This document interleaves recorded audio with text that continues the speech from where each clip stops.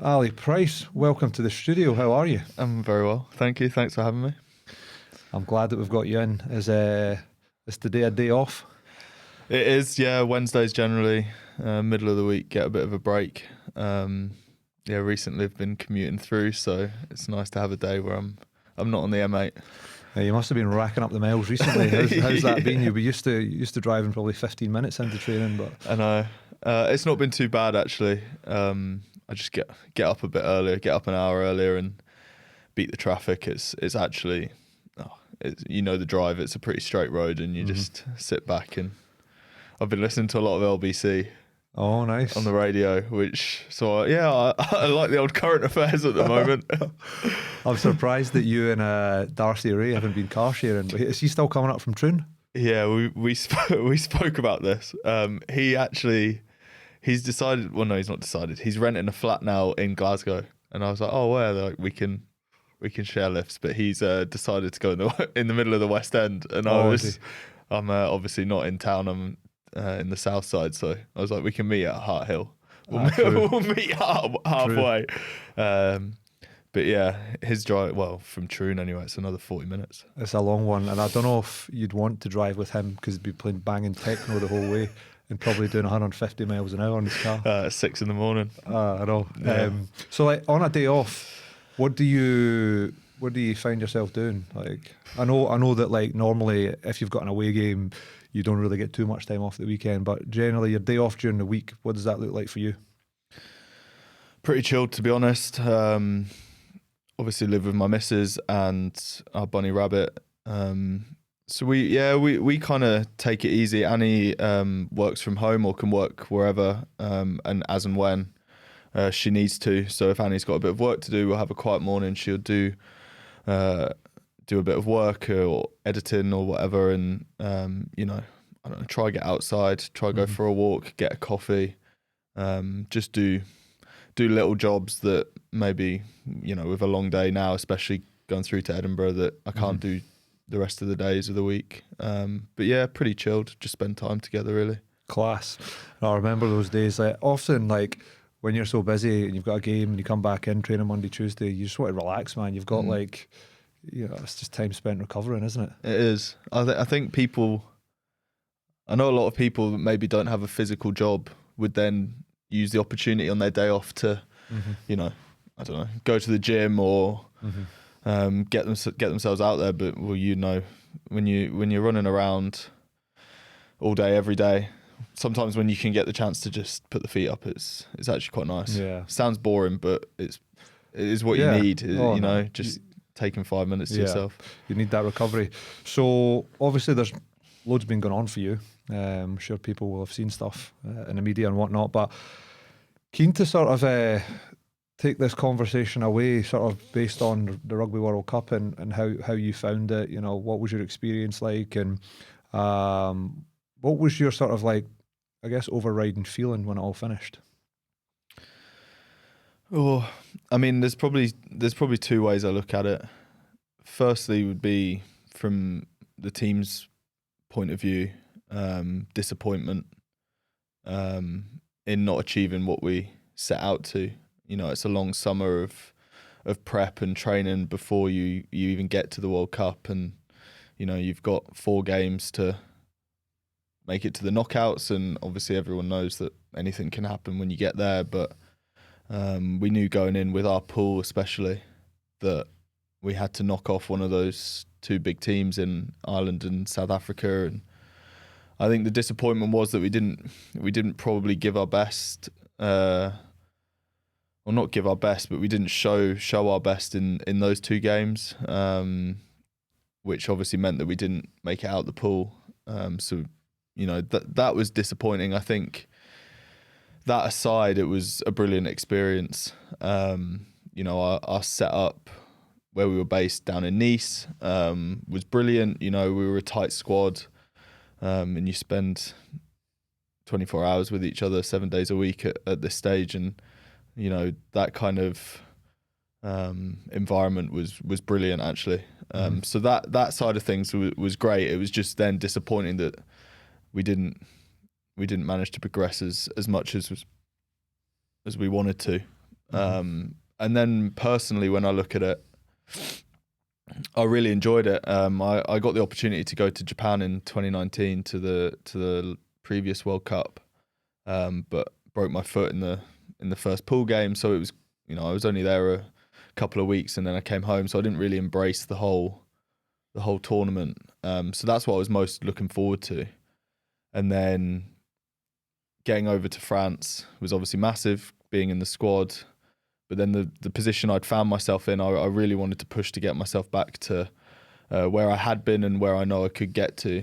I trained hard and enjoyed it, tried to embrace it all. And, I think to get given the game against Ireland, the last game, the deciding game, which was obviously huge, and to get that from the start was big for me. I felt I'd worked hard to get myself back in that position, and so I was proud of my efforts, and personally I really enjoyed the experience, albeit that we didn't come away with the results we wanted to. I think for a personal level, it got me back enjoying playing and being in that environment and knowing that I was like, this is why I do this. So yeah, I love the environment. I thought the French put on a brilliant World Cup. The stadiums were mad. I think they're doing it right at the moment. So yeah, it was good, but obviously disappointing at the same time. Yeah, no, it seemed like that from the outside. It seemed like you almost like played your way back into that starting spot for the last game, which must have been an amazing spectacle. See, like going into that first game against South Africa, obviously the preparation time, with the camps and whatnot beforehand, like it just seemed like you guys were in camp forever, and it seemed like the World Cup went on forever. But what was like, a lot of people, I've had this conversation with a lot of people around like, what are the players actually thinking going into that first game against South Africa? The reigning champions obviously won the competition again. What are you able to give us some sort of detail and explain what was the general feeling within the squad approaching that game? Oh, yeah, like you said, it was a huge build-up. I mean, we played 4 warm-up games before it, but everything was with a focus on playing South Africa. Mm-hmm. So there's excitement. It's going to be a challenge. But you also there was an overriding belief that we could win.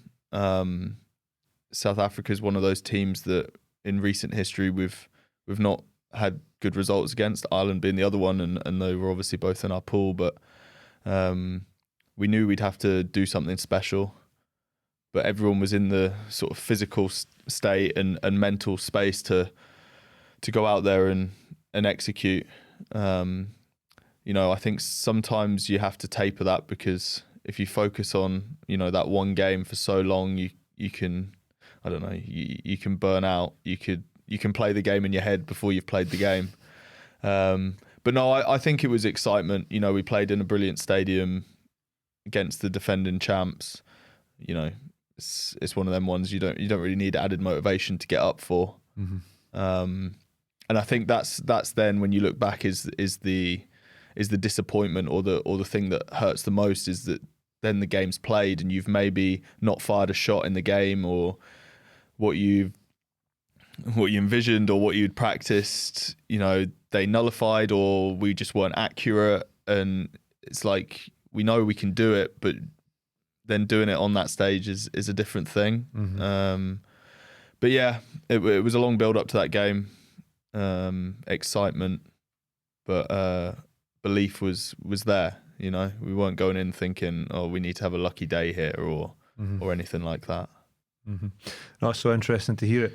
One of the other things that, like, obviously touching on how long the build up was going into the World Cup and then the competition itself, like, what's that like, being away from your family? Like, when you're in camp through in Edinburgh, how often are you getting to come back? And then when the World Cup was actually happening, was Annie getting to come out? I've seen the girls coming out back and forth all the time. Like, it must be quite difficult. It is, but I think it's important. Well, Annie and I find it anyway, to always have something to look forward to. There's always a date that you either know you're doing something or you're seeing each other again, and whether that's in 2 days' time, a week's time, 2 weeks' time. There's always that to aim for.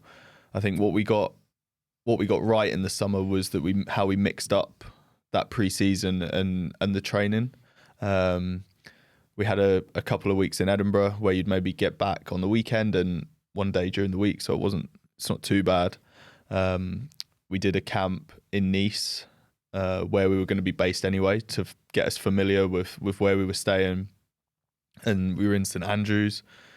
So that change of scenery, different environment, I think it breaks up what can be quite a monotonous, week after week, getting run, gymming hard, and you're obviously very tired. There was a break in the middle of that. Obviously, boys could go away, go on holiday, spend time with their families, and then getting to the World Cup. Obviously, it's quite an intense environment. But again, we had a really good base, and with how our matches were structured, I think every team basically had a down week.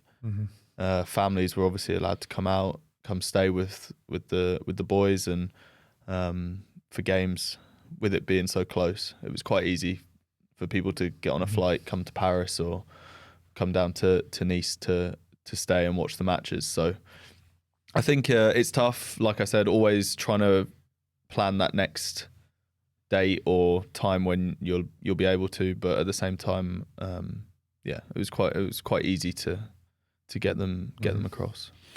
Regarding like the prep coming into the World Cup and just your kind of general like understanding or method of madness when it comes to nutrition and what you eat, I'm intrigued to sort of delve into that a little bit, because I know obviously in your position you've got to be fit, you've got to be fast, you've got to be well conditioned, and there's so much information out there nowadays, whether it's on Instagram, online, wherever it is, around diet, nutrition. Shed some light on that from an athlete's perspective. Like, what do you eat? What do I eat? Are you fussy? Are you specific, or do you have? No, I wouldn't say I'm either. To be honest, I'm not fussy or regimented with what I eat. I think as you go through professional sport, you learn what works for you, what doesn't, but also when you can eat what you want and when you should watch what you're eating. A training day where you're burning X amount of calories, obviously you're a bit more flexible with what you need. Fuel. You still need to fuel yourself, so you can have, I guess, to a certain point, whatever you want. I'm not. What's the word? Like superficial, or not superficial. Too specific. Specific, or in what I have. Like, I don't have a ritual. Like, I don't have the same thing every day. Yeah. But trying to get a good breakfast in, vitamins, and then lunch you have whatever balanced meal. Dinner, take shakes, take your beta alanine. You use and protein. Stuff. You like after gym and stuff like. Yeah, I mean, I would say I'd do it in cycles. I'm not like I wouldn't have one. I don't have them every week after I finish every gym session. But the setup we had, especially at the national team, where this sounds lazy, but where they're like pre-made and they're there waiting for you when you walk out the door, and you know what I mean. I'll take one then. Do I feel? I don't know.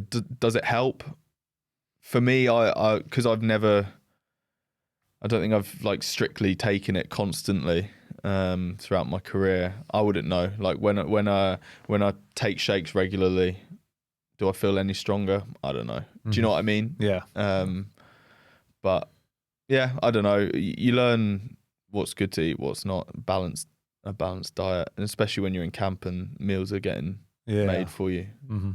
No, it's interesting. Like, you definitely get athletes out there that are really specific about the types of food that they eat. You get other athletes that maybe just focus more on calories, like, what's my output in a day, what's my intake in a day. And it sounds like you're probably the latter more than the actual specifics around the types of food that you're eating. Would you say that you're like, how conscious are you about your physique, your shape, your figure, body fat levels? Is it something you think about much, or is it something you don't think about much? Like you've always been in good shape. I think as my career's gone on, I've probably thought about it less. Purely because I sit here now. This is probably me at just my, I don't know, my normal weight. Yeah, I think early in my career, to try and get lean, if you've got less fat or you weigh less, probably will help with your fitness. In my position, especially, cardio is a big one. But I wouldn't say now. I think with years of training and what I've done for literally the last 10 years, I think your body gets used to or sits just at I guess your fighting weight. I mean, if I was to have to go into a weight division and cut weight for a MMA fight or something, I'd have to drop a lot of body fat and 10 kilos or something. But I think for my position and for me to do my job as well as I want to do, I think, you find a weight that works for you. But I wouldn't, if I stepped on the scales and I was a kilo and a half heavy or whatever, it's not the end of the world. I don't have to fast for 2 days, to feel like I need to get it down. So I think some positions and some boys especially, they might be a bit more conscious of that. Some of the big boys or some of the back row lads, you know about how strong can they be and all the rest of it. You have to be physical. In my position, you obviously have to make your tackles and front up, but it's not the be all and end all of your job. Your main job's getting to breakdowns and facilitating the game. So I think for me, it's not been, it's not been something that's a top priority that I have to maintain. Oh, it's interesting. I definitely, throughout my whole career, I was at different weights, different sort of body fat levels and stuff. That's the reason I ask. It's probably something that in hindsight, I was thinking about all the time. You go out and you maybe go for a few beers after the game and you come in on a Monday, maybe it was more than a few, maybe it was 10, but like you come back in and you're like 2 or 3 kilos up, and you would see that on the Monday you would be, let's just say 110 kilos, and then by the Thursday you'd be like 106 and a half. So I don't know, I think it was something that I was like quite highly conscious of, but I didn't think I was at the time. But I'm interested to hear from other athletes who are in that position and how they think about things. But it sounds to me like, I think it probably is very position relevant, and maybe your bigger front row guys, they're thinking about this a lot because they actually need that weight to power ratio, whereas you just need to be fast. Well, that other one you mentioned about, going out on the weekend and drinking, I was like, well, when we were 22, 23, 24, you'd finish a game, you couldn't wait to get out afterwards and, have a night out. And I think, again, showing our age, but as you grow up, you settle down, you have a family and all the rest of it. Like I don't drink, I don't go out after every game. I think that can have a massive knock-on effect, especially Definitely, with a diet. Calories in a Guinness. 100%, it can. What's your view on when you finish a game? Are you having a beer in the changing room, or are you? One beer is different to going out after the game, but what do you generally like to do? Are you quite traditional like that? Like I will have a beer in the changing room, and then kind of, this is something as well. I don't know whether it's because I find, obviously, the more games you play, the more normal it becomes. But definitely a few years ago, I'd always, especially if it's a night game, I'd really struggle to wind down and go to sleep. But now, a 7:30, 8 o'clock kickoff, if we're leaving the ground at 11 at night or whatever, and you have to head home and it's about midnight and you've just got home, I'm knackered, I'm tired and ready for bed. And I think that's definitely something I've noticed. So you can come down easier from games. Yeah, are you using caffeine? Like, do you? I'll have a gel maybe before the game, and maybe a Red Bull if I feel I need it. But yeah, I've definitely noticed that I can switch off from the game. The game's done. Whether we've won or lost, whether I've played well or not. When I go home or wherever, I'm very good at right. Game's done. Nothing. I think I don't play things through my head anymore. I don't relive the game till 4 a.m. sat up. But I think that the more you play, then the more normal it becomes. Yeah, that's really interesting. Why do you think that is? Is it some kind of like, is it part of the internal dialogue? Because I know that what keeps a lot of players up at night is the thought of like, oh, well, I didn't play that well, I made this mistake, I've got to go in on Monday and that's probably going to get highlighted, and I might feel embarrassed, or maybe I'm not going to play the next game. It's a bit of a cycle that goes on like that. There can be other things too.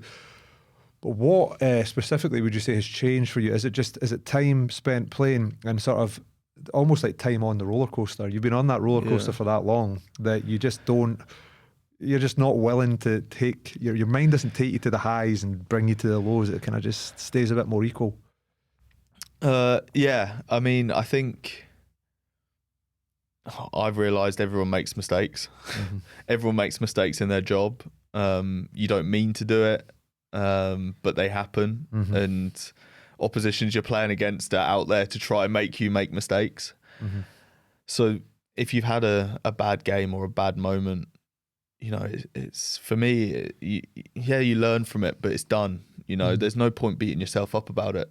If you're gonna take shit in a meeting for it, or take it on the chin, move on. You can't change it. I think my outlook on that has definitely changed. But again, the more times you're in that position, it definitely helps. Everyone makes mistakes. I've made loads of mistakes in my career, and if you beat yourself up about it, you're dragging it with you. So I think I don't know. Somehow I've managed to release those kind of thoughts. Don't get me wrong. Like I still love the highs of the game and taking it all in. But I think I'm very quick to be able to snap into, okay, it's done. It's done. Like going back to the World Cup when we played Ireland in the last game. It was obviously a huge game, and we lost, but we were at the Stade de France in front of 80,000 people, and I just remember doing a lap around the pitch when the game was done, and gutted that we were obviously out, but also taking in. I was like, this is, this is why I do it. For moments like that, to play in games like that. So yeah, I don't neglect that, but I think I'm definitely way better at flicking the switch, and not dwelling on it. Good. And then throughout your career, I know this was something that sort of played out for me, but as you get older, your motivating factors in terms of like what actually motivates you definitely changes. Like I can remember from me when I was a young pup, we grew up together playing at Glasgow and whatnot. For me, the journey was something like, maybe it was about becoming professional. That was your job, actually being able to do that as a job. And then it probably became like playing for Scotland. And then it probably became like money. Like probably money was a big driver.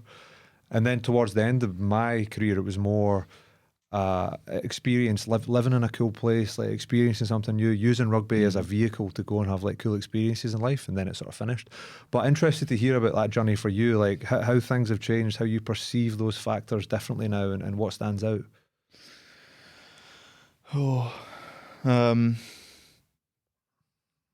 It's funny you say that about like change with what's happened to me recently, because obviously I came up to Glasgow as I just turned 20. We were the same age, and it was my first time in a professional environment, so I kind of threw myself into it. Got an injury quite well within the first few months coming up, did my ACL in my knee, and that was sort of my first season up here. taken out. And then I was I'd only signed a 1-year academy contract, so I was fortunate to get, basically I redid the year. At that point, similar to your kind of thoughts, you want to make it, but you don't know if you can, and it's obviously not football, so your wages are, especially at that time, you've got a pretty small wage, and you're just trying to get by and train as much as you can and get as many opportunities as you can. I think it probably wasn't until I was probably 22, 23 that I felt like I could make a go of this and have a career out of it. And yeah, I don't know. I just loved the game, and that's what's kept me in it for so long. Like I love the game. I love the environment. I realise how lucky I am. But I never dreamt of playing for Scotland or playing for the Lions, because I didn't think it was possible. When I first came up here, it was, okay, this is cool. Could be a professional rugby player, try and play for Glasgow. And then when I managed that, I guess then it was like, right, if I'm doing this and I can do it, I've proved that I'm good enough to be here. Then it was about always trying to get as high as I could. I remember actually, do you remember Ian Monaghan, Snoop? The legend. We did an IPP. The sheets we got given where you had to, and it said, what's your goal or dream at the top? And it was like the first year I was there, and I put to be a Lion. Did you? Yeah, I did. And obviously, it was a dream. It was a goal, but at that stage, it's miles away. Mm-hmm. But I'd wrote that from like the first year I was there. And so that was, I mean, I saw guys like Hoggy, Sean Maitland, Tommy Seymour, Greg, go away on tours. But you never think. Yeah. So you weren't manifesting that. Like, it was just like, that was what you wrote down on the bit of paper, and you thought that would be cool, but it wasn't like every day you woke up and you were like, no, consciously thinking. Probably, well, it was because it's happening naturally. Yeah, but you don't like. I was like, that would be cool. That's like the top. That's like the highest I could go. For me, would be to become a Lion. But I'll try my best and see what happens and all the rest of it.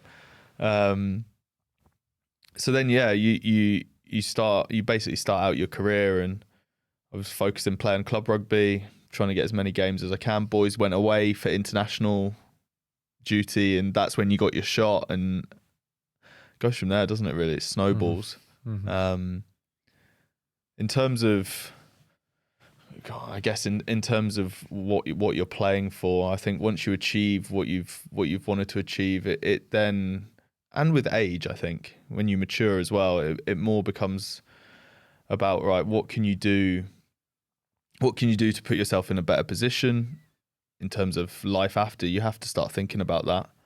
And so that does become important. I think in the early stages when you're a young guy, you're living the dream, you love it. Don't get me wrong, I still love it, but you have to think bigger picture, don't you?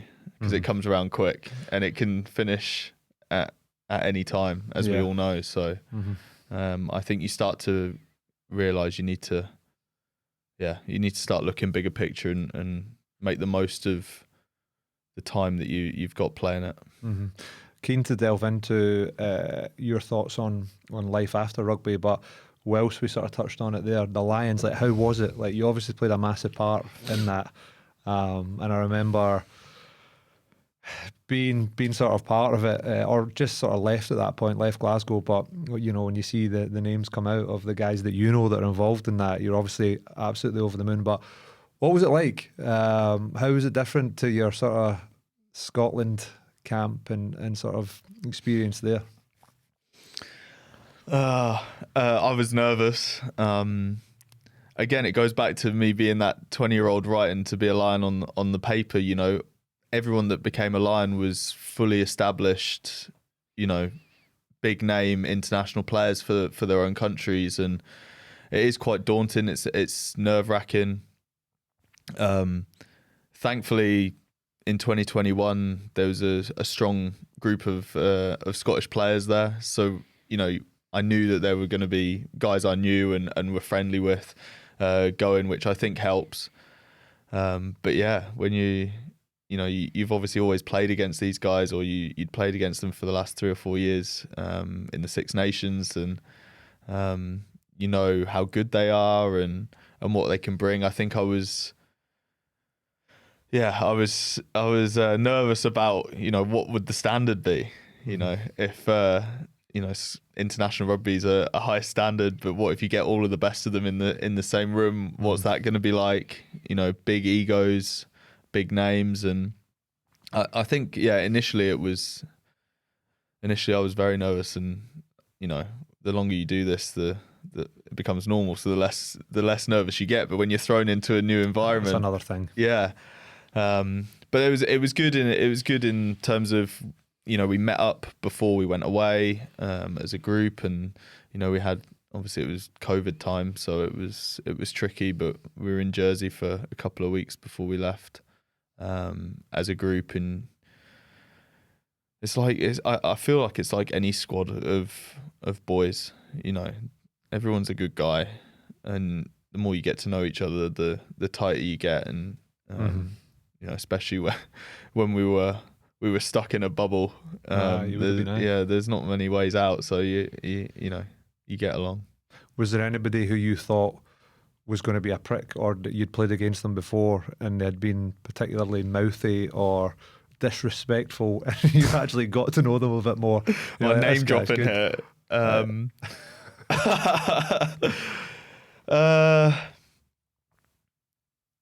You know, I'm not gonna single people out.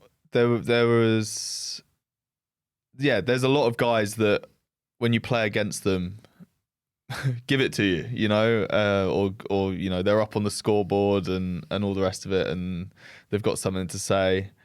I think when you get to know people, especially off the field, they're competitive professionals. You know, they've made it that high in the game for a reason. That, you know, they're competitors, they want to win, and they'll do anything they can to get the result for their team. I think when you get to know people, you realise, when they cross the line, that's what they're like. But off the field, you know, they've got kids, they've got a wife, you know, and they're a family man and chilled and all the rest of it, you know. But you never see that when you play against these guys once, twice a year, and it's in the middle of a Six Nations game, you know, when it's all on the line and you do what you can to win. So, I was surprised by quite a few, actually.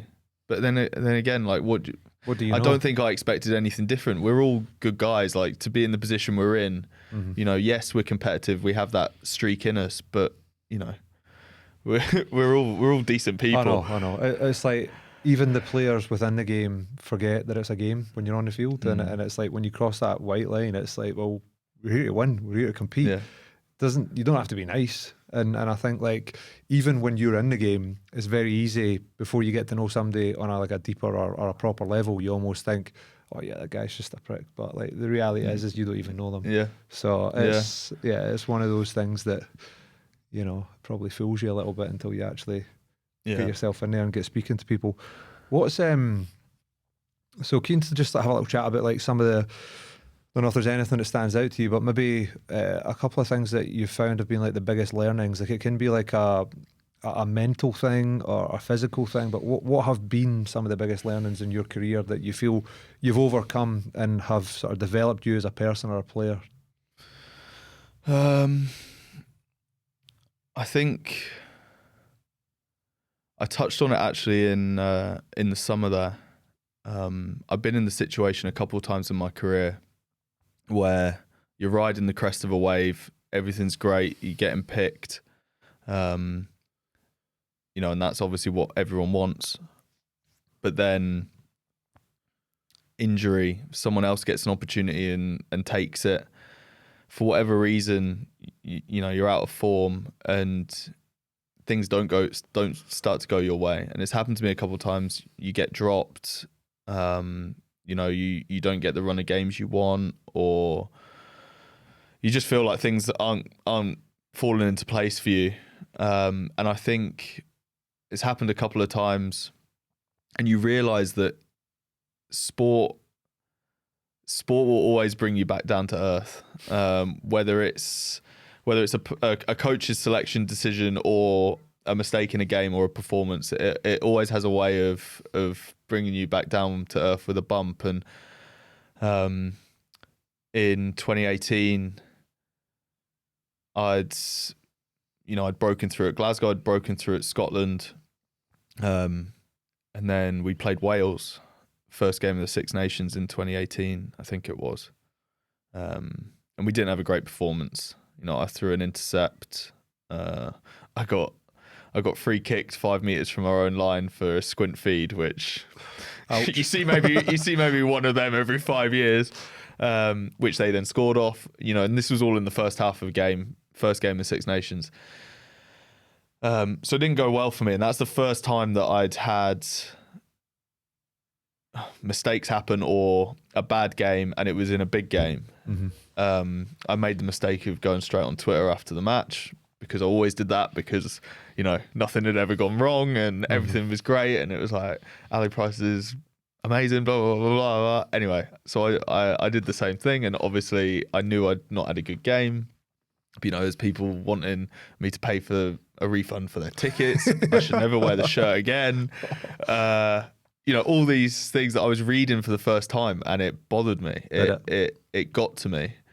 And then I then was on the bench for the rest of the tournament. I didn't start after that first game, so I'd lost my spot, which again hadn't happened to me before, but it hit deep. Mm-hmm. And I kind of lost my way a bit in terms of going back to the nutrition and being younger and drinking and all the rest of it. You know, I was playing less minutes and doing less, but I was still living as though I was. Mm-hmm. You know, put on a bit of weight, got slow, sluggish. That then went back to my club performances, lost my spot there, and so I finished that season in not a good place at all. And I'm trying to think. I think it was the year we went to Amsterdam as a group. Oh yeah, yeah, with like Johnny and Darcy and Big Arj. Mm-hmm. And we came back from there, and then through the summer I then got picked for the summer tour, and it was to America, Canada, and Argentina. Mm-hmm. Well, I got injured in the first game, so I came home, and then I had the summer to reset, and I was like, right, that for me was a turning point, because it could have then I basically did something in my groin, so I couldn't run, and I was like, right, you can either sort yourself out, get yourself back in shape, rehab, and get ready to go for the start of the season, or you're going to fall off a cliff here, and you know you'll have ruined what potential you have. How it happened, I don't know, but that something in my head was like, right, concentrate, or not concentrate, but focus on what you really want here and go for it. And I did. I sorted myself out, got myself back from injury, and started the next season. I was in good shape, and yeah, got myself back to where I wanted to be. So like my learning, I guess, was about the reaction from March, from the Six Nations, was how to react. So then it happens again recently. It happened at the start of 2023, and I've been in the position before now, so I knew how I'd coped before wasn't good for me, because it was snowballing, and the situation was getting worse and worse and worse. So you know. So it happened before, and I knew how to react, or I knew in my head what was going to hurt you and what was going to help you. And what was going to help me. So, you know, I found myself for the first time in 5-6 years dropped from a match day squad for the start of the Six Nations because I hadn't been playing well, hadn't had as many minutes, and other guys were playing well and were taking their opportunities. And I think it was my growth, my maturity, I guess. What's that? 5 years on, in that I can only control myself and my actions. And so how do you react to this? Okay, a decision has been made by a coach and it's not gone your way. Do I give my all, help prepare the boys that are going to play, keep myself in good shape, wait for my opportunity and put myself in the best position to take that opportunity when it comes? Or do I mope around, the world hates me, why do I care about the boys that are going to play? Like, I'm not playing, I don't care. And so thankfully, because of 2018 and the immediate reaction I had to that, and then how I flicked the switch in the summer, I was like, I'll get my shot, and it's down to me to make the most of it when it comes. So, keep focused, do what you can to help the boys that are in the spot that I want to be in. Mm-hmm. Because you never know when that could be. But I also know that when I'm at my best, I know I can contribute a lot, and that's best for the team as well. Mm-hmm. So, and it also, I always see the reward of me doing that when I work hard and give my all towards what I want to do. I always see the reward in it. So that was my mindset, and that's probably the biggest thing I've learned is how I deal with that. I can only control what I can control. Mm-hmm. Opinions of coaches, opinions of media or the public or whatever, people can say whatever they want to say. People can like me, they can dislike me, but all I can control is what I do on the training field or every day with my habits as a rugby player. Mm-hmm. It's the game I love. No one turns up just to train every week, 52 weeks of the year. You train because the bonus is to play the game at the end of the week. Mm-hmm. And my drive is to play still to play in the biggest games. Testing myself against the best is my drive. And to make my family proud. And so if I'm doing that and I'm giving my all behind the scenes, whether I'm playing or not, I know I'll put myself in the best position to get the bonus at the end of the week, Yeah. And I can relate to that so much because I've been through that as well. When you throw the toys out the pram, when something doesn't go your way, and you almost can become a little bit destructive within a squad. But when that happens, you start saying, oh, well, what can I do to help? How can I support the team? What can I contribute? How can I help the planning for the week? That's the kind of guy that people want in a team. Yeah. And when you have a group of people doing that collectively, you can build something that's really, really strong. And I don't think I've been in a team where everybody's managed to do that, because at the end of the day, people are going to get hurt and people are going to be upset about things. But in my experience, the more guys that you can get on that level, it's big. I think you never get a situation where everyone's gone through the process. So some guys might have been on the up, riding a wave. They've never had the negative feedback. They've never been challenged on their position within a team. Mm-hmm. I think until you go through it, you don't know how you're going to react. You can't react in a good way because you're going to be hurt. You're going to feel embarrassed. That's it. Yeah. At the end of the day, it's a hard emotion to deal with. That is the overriding feeling. I can remember it's almost like embarrassment. It's like, I'm not good enough. Yeah. But it's like switch the mindset to, I'm not playing, not been picked. All right, I'm disappointed for 20 minutes, but this guy's made his decision and it is what it is. It's not going to change. Yeah. So if I do the best I can to contribute towards that team going out there and winning, it's a squad effort. Everyone says it's 15, 23 guys. Mm-hmm. It is on the Saturday for 80 minutes. But if you don't help them prepare, or if you're half-assed and, they don't get the result, have you done your job? Are you part of the team then? Do you know what I mean? 100%. No, that's really, really good advice. I couldn't agree more with that. You're not getting any younger. 30. You're 30. Obviously, I'm the same age as you. I retired a year and a half ago. Body couldn't handle it. But what have you got any like ideas around what you might want to do after you finish up playing? Like, you're the kind of guy that I think's probably got another 5 or 6 years in him by the way you play, and obviously you've not been injured too much. What's your thoughts there? It's definitely something I start to think about more and have done for the last year or so. In terms of something solid that I'm like super keen to go into after, I don't know. I know Annie wants to start her own brand, fashion brand, and so if I could support that in any way, I think that would be brilliant for her and for the pair of us.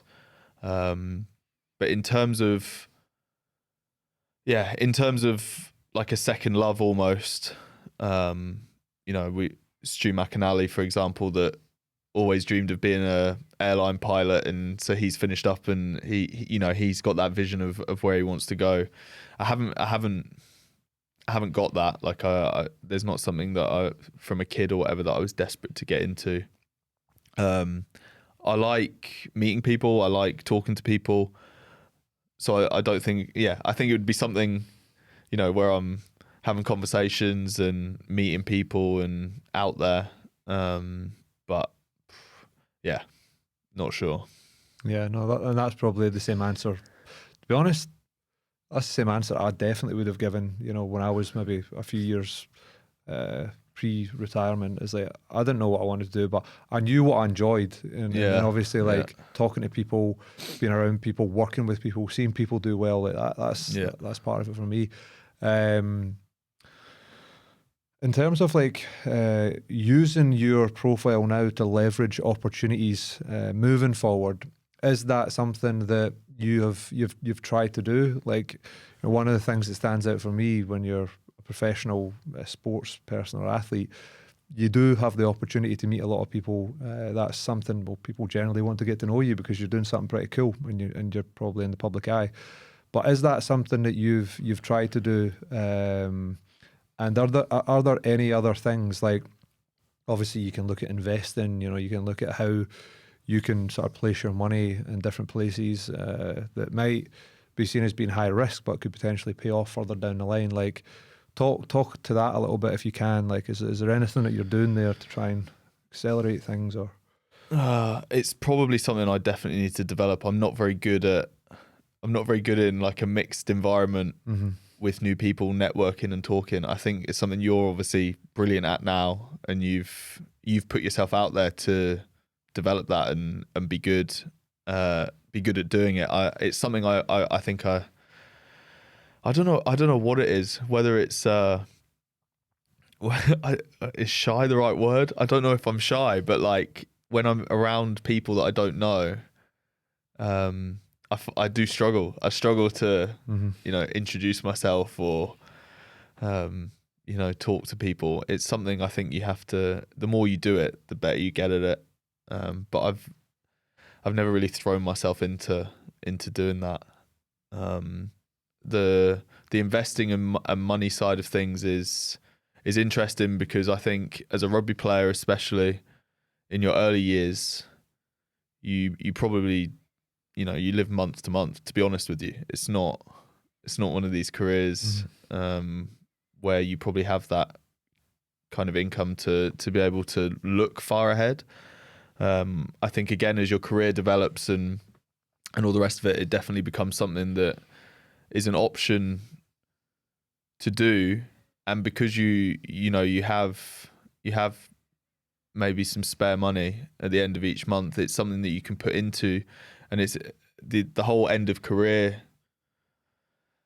argument or situation is that, when you finish up, you could go from this salary to, I don't have a job, but okay, I'll do this, and you're half your wage, or you're not guaranteed to be living on the same money for the rest of your days. So I think opportunities like you've described to me and told me about are brilliant, because say in 3, 4, 5 years when you're thinking about finishing up your career, you've invested in a new company and it's taken off or it's doing well and it's building. You might then have a pot of money that gives you time, and I think when you've got time, you can be flexible in what you want to do and figure out what you want to do. I don't know exactly what I'm going to do after rugby, but if I've got the time to try things or go into different areas and figure it out, then I can find something that I enjoy and want to do for the rest of my days. Yeah. No, that's cool. I think that's bang on the money. Like, if you can have that time and leverage something in a way where you've got a little bit of support when you finish. There's also the argument that I actually wish I did more. Like, I wish I did more. People might look at me and they think, oh, you actually did quite a lot. You had X going on and Y going on. I actually wish I studied something really specific and brought myself to a point where I had a real specific skill that I could bring to the table. It's not to say that I can't do it. I still can do that. Most of my skills are probably, as you touched on, like more sort of people-oriented skills and a little bit of business, understanding like how to grow things, brand things, and maybe, not an expert in any area, but a little bit of. But did you learn that on the job almost? You learn it on the job. There's definitely a few parts that, like, I think for the professional athlete, there's the networking part of like getting out and speaking to people, building relationships, understanding what people have done in their business and their line of work. And if it impresses you and you feel there's a level of trust there, the next stage is potentially as an athlete getting involved in stuff like that, whether it be just as an ambassador or like a brand affiliate, whatever it might be. But it might actually be to get involved in something with them, like maybe it's a business, invest a little bit of money. But it's a hard thing to cultivate because it all comes down to risk, trust, whether you're willing to take that leap. But I do think that is the one area that I felt I did quite well. I think I took risks. They may not have paid off, but I think the way that they did go forward and the people that were sort of involved in the projects played a huge part in making that happen. So, yeah, it's interesting to hear you talk about that. It's definitely something you think about more as you get a little bit older. How can I leverage what I'm doing now to make things easier for me moving forward? Before I was 22, 23, I didn't think about that at all. No. So it's interesting. Obviously, your career has sort of changed a bit in the last few weeks. Obviously, with you moving to Edinburgh, what's that been like? You've been a Glasgow Warrior for a long time, and obviously a rival team. It's a change or a change of team that you see happening quite often for players in Scotland because there is only two teams. But how's it been for you? It's been really good, actually. I've really enjoyed it. Like you said, I'd been at Scotstoun and Glasgow for 10 years. The club gave me the platform to achieve everything I've achieved in my career, which exceeded all my expectations. And I'll forever be thankful for the club and what they've done for me as a person and as a player. I think naturally, though, you see your friends come and go. You get to the point where you need a different challenge. Like I said, I'd gone into the building for 10 years and I love the place. I love the boys. But from within me, myself, I needed something to change to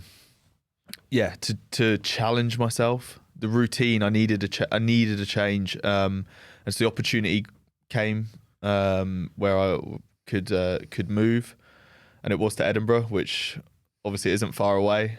But for me, it wasn't. It didn't matter who it was so much. It was that I was going to be in a new environment with a different routine. so yeah, for the last couple of weeks, I've been going through there, and yeah, I've really enjoyed it.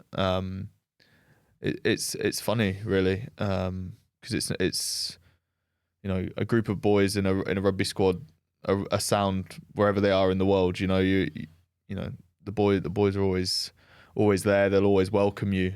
So I don't think it's that so much that.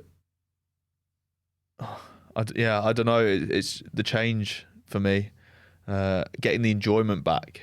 I feel like I didn't lose the enjoyment, but I struggled to find the enjoyment at times with the routine I was in. And so I think to change the environment has definitely helped me, get that enjoyment back.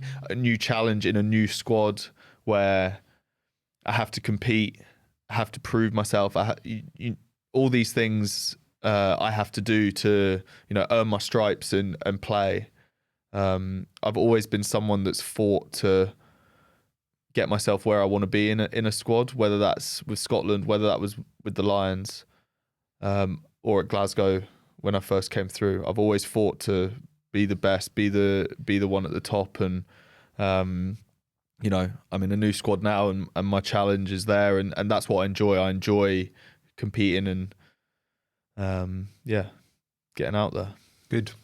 No, I would totally agree as well. Like throughout my own career, I think there was, a few changes that happened, a few different teams that I went to, and it revitalises you. It brings you that energy back that, you maybe once had at a certain club, but, as things sort of do, they come to an end at times, and new opportunities arise, and it's amazing what that can do for your sort of soul, just revitalising you and making you hungry again. Things are going to change for you soon. You've got some other exciting news that we've seen you've been speaking about online, but you've got the baby on the way, you and Annie, first child. Yeah. How are you feeling about that? Oh, we're really excited, yeah. A little girl coming in March. Annie's doing really well. She's halfway now, yeah. So it's coming around quick. We sort of had a discussion at the start of the year about where we're at, whether we wanted to try. I mean, we both want kids, and there's no guarantee.